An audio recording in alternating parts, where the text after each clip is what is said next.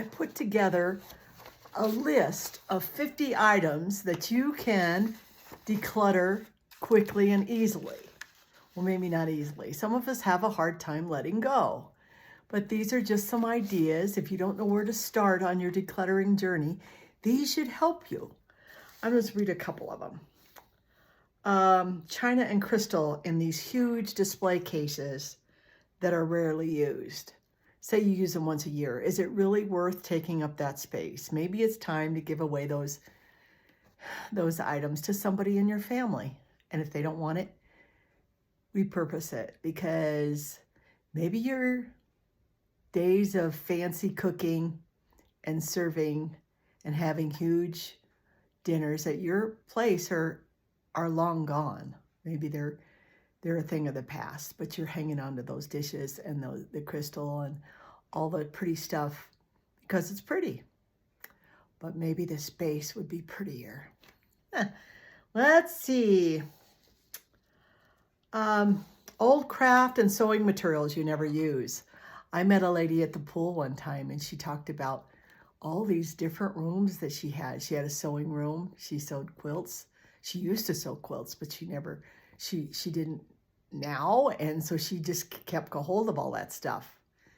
Nice sewing machine and nice fabrics that somebody else could be using. And she had another room full of stained glass stuff that she never used anymore because she didn't do that hobby anymore. All the equipment and tools and glass, somebody else could be using. So think about your future self, not your past self. Don't hang on past items that are long past their purpose, for you anyway. But you can repurpose to somebody else that would love to have that stuff. So instead of a closed hand, you have an open hand to other people. Does that make sense? Let's see, what else here? Luggage you'll never use, especially luggage that doesn't have wheels. As you're getting older, you're thinking, hey, I'm not going to lug around a huge bag without wheels. I'm going to have a rolling luggage. And now I just have one little tiny piece of luggage. That is all I need. And it's small enough to fit in the overhead compartment. And it's small enough that I won't break my back lifting it into the overhead compartment.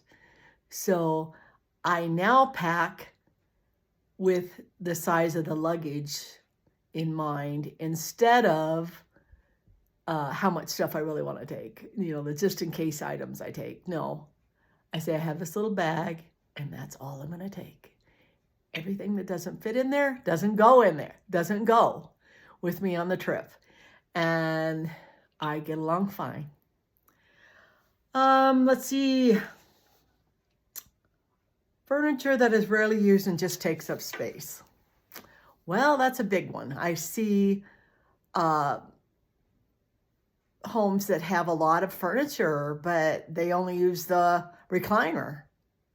And you have to think, well, this widow is living by herself now, and maybe she's saving it for company. I don't know, but maybe she could be using that space for something else, or maybe just getting rid of the stuff so she won't have to get rid of it later, or people in her family won't have to get rid of it later.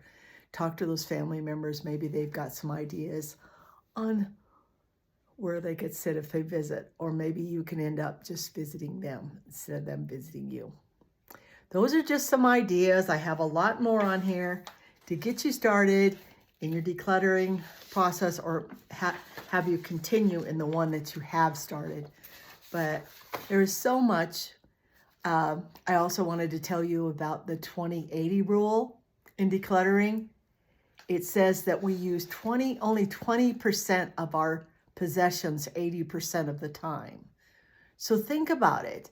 Maybe you can be getting rid of those items that you're only using 20% of the time.